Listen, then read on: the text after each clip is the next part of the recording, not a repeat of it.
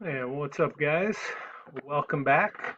We're going to go through this review here as you get ready for assessment one, the only assessment that some of you will take online, the rest, before we come back to school. So we got our one-dimensional, two-dimensional, circular, and periodic stuff. So ball's dropped off of a cliff. That ball's going to fall straight down, so that's one-dimensional. Ferris wheel moves around at a fair, so that's going around in a circle, so that's circular. And a basketball shot from half court, so the basketball, the projectile going up and going over, so that's two-dimensional. And a guitar string vibrates after being plucked, so that string's going to vibrate up and down, and so that is periodic motion as that does that. Now here, uniform circular motion. So what's true about the speed? The speed stays constant the whole time. So even as that moves around, the speed is constant. Acceleration is towards the center. And I would say the magnitude is constant. So it's the same amount. Direction is changing. The force towards the center. And constant magnitude. So it's the same amount the whole time. Different amount than acceleration. But name of the force that keeps something in circular motion is centripetal force. We got our pendulum swinging like so. So we did our pendulum before, where the speed is the highest. So it says label it. Sorry, I should have said describe where it's the highest. So in the middle, at the bottom of the swing. If you aren't sure, that's this position right here. Because remember, it speeds up, slows down, speeds up, slows down. What two forces are acting on this? So this is gravity and tension in the string. Where would the resultant of those two forces be the greatest? So where is the net force the greatest? Previously, a lot of you had thought it was in the middle. We talked about this when we did this lab. So the net force is the greatest at the ends. So you could say one of two things, the initial position or the ends. So the ends would be the same if this was a theoretically perfect pendulum. In real life with air friction, when it's not going to swing to the exact height, then the best answer would be at the very beginning, the initial position. And then thinking about your answer here, so where is the net force the greatest? If the net force is the greatest here, then that's where acceleration is the greatest, because acceleration is the result of net force. So let's say the initial position, or you could say the ends as well. Where's potential energy the greatest? Kinetic energy and momentum. So kind of a review of some stuff. So potential energy is the greatest at the initial position. Kinetic energy is the greatest in the middle, and because it depends on velocity. And momentum, which also depends on velocity, is greatest in the middle. And one thing you want to make sure you remember is just stuff about the period of the pendulum and understanding what that means and how you would calculate that. So make sure, I didn't put that on the review, but you did it enough in your lab, so make sure you have some of that information. Now here, if the Earth were to suddenly become twice as massive, how would that affect the force of gravity between you and the Earth? So this is a direct relationship between mass and force. So the gravitational force would be doubled, or 2 times greater. Now here, if you climbed a ladder that was 2 Earth radii tall, how would the force of gravity at the top compare to the original force of gravity? So the distance from the center of the Earth went from 1 radii, which is where you're standing right now. We're 1 radii from the center. We climbed a ladder, that's 2 more, so we're 3 radii away. So our distance went from 1 radii to 3, so we've tripled the distance. So if I triple the distance here, this is an inverse squared relationship. So it would be 1/9 the original force. Here, so this was, I think, the hardest one for a lot of kids. I used the law of universal gravitation. So where is that? That is right here. I'm just going to copy and paste that into this spot and give you a look at this. So what you would have done here for A, so we'd say force equals 6.67, and I'm going to pause this while I type it.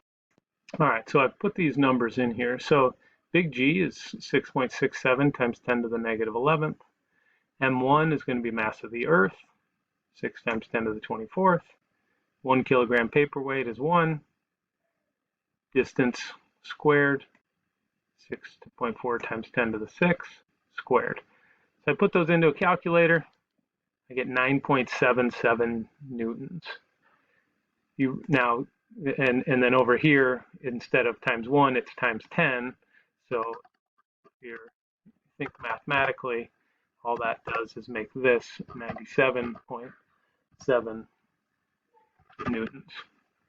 Now, what I would really want you to think about here is this is really the same question as if I asked you, what does this object weigh? Because your weight is how much the Earth is pulling you. So previously, we've done weight is mass times acceleration due to gravity, right? You remember this W equals mg. So we use 10 for g, so we would have said 1 times 10, so we would have said 10 newtons. You know, here if I round this up, 9.8 newtons, which if you remember, what's the real value of g? It's closer to 9.8. So all this is, when we find the force of gravity on us from the Earth, we're just finding the weight. We're just doing this a more complicated way, but this is more what would be done to figure it out between any two objects. It just happens so that on Earth, it works out like this, between your mass and the Earth.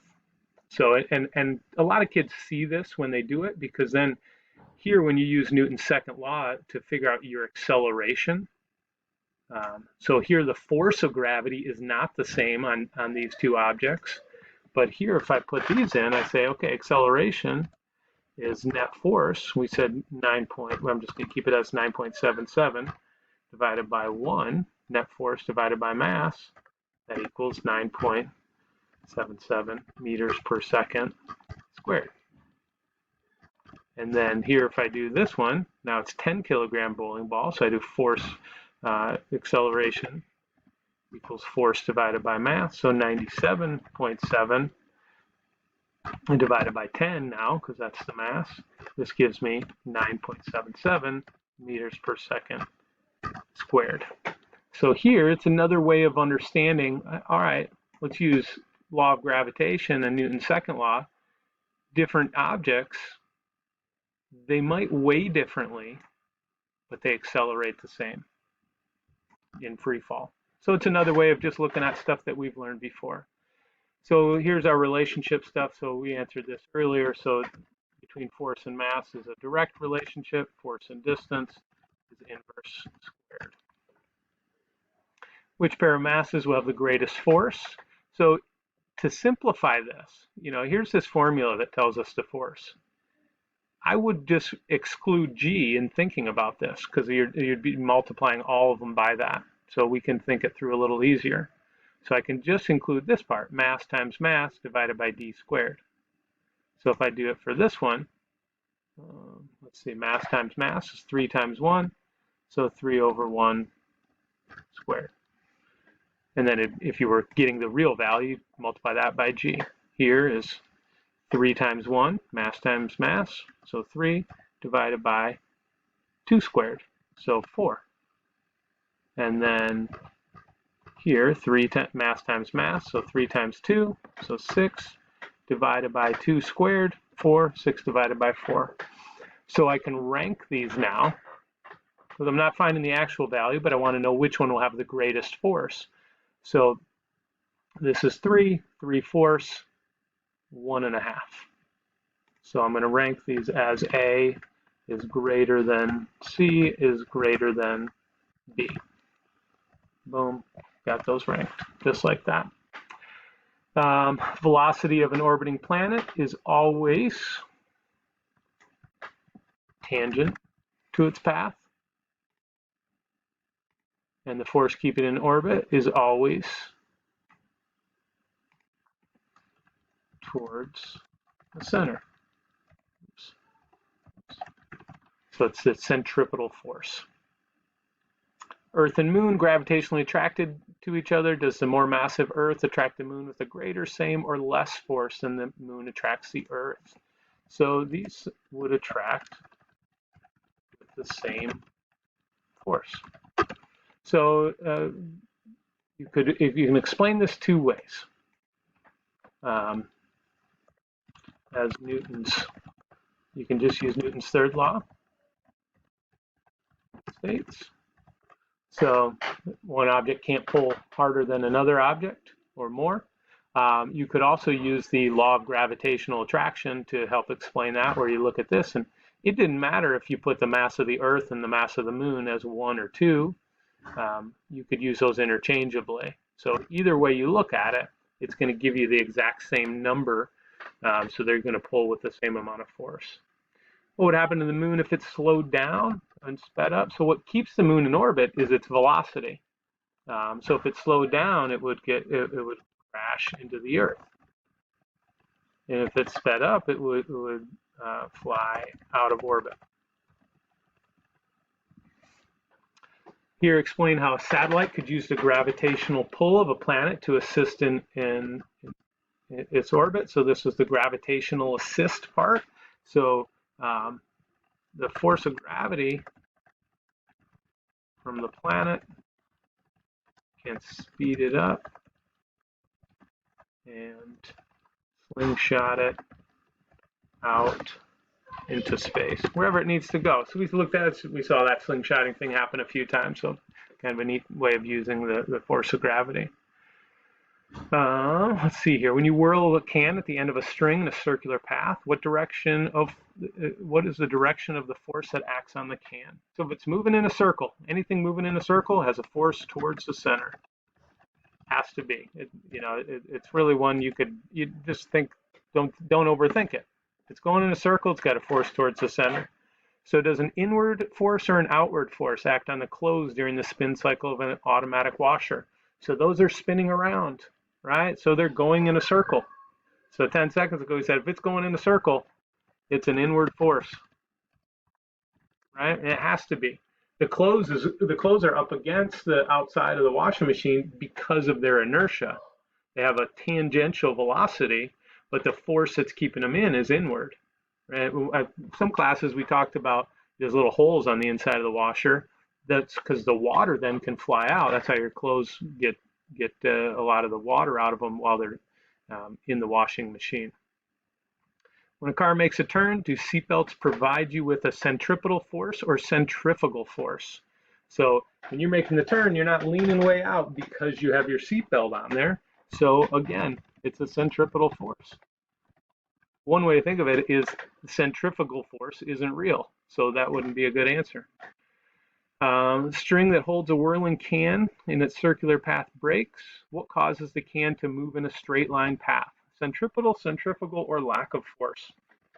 So that it moves in a straight line because of the lack of force. And what law of physics? That is Newton's first law, the law of inertia. And here we go. We got 2 more to go in a minute of time. Which requires more fuel, a rocket going from Earth to moon or coming from the moon to Earth? So it's going to be Earth to moon because there's more force against it. When it goes from the moon to the Earth, it's getting pulled by the Earth, so that's going to be a force in the same direction that's going to help it. So it's going to use less gas when it leaves the Earth. And then we got planet Jupiter 300 times as massive, but an object on its surface is only 2.5 times it's weighing as much. So how could that be so? So the distance is much greater. So the radius is really big, which remember inverse squared versus direct. So it's a much greater distance. at the surface.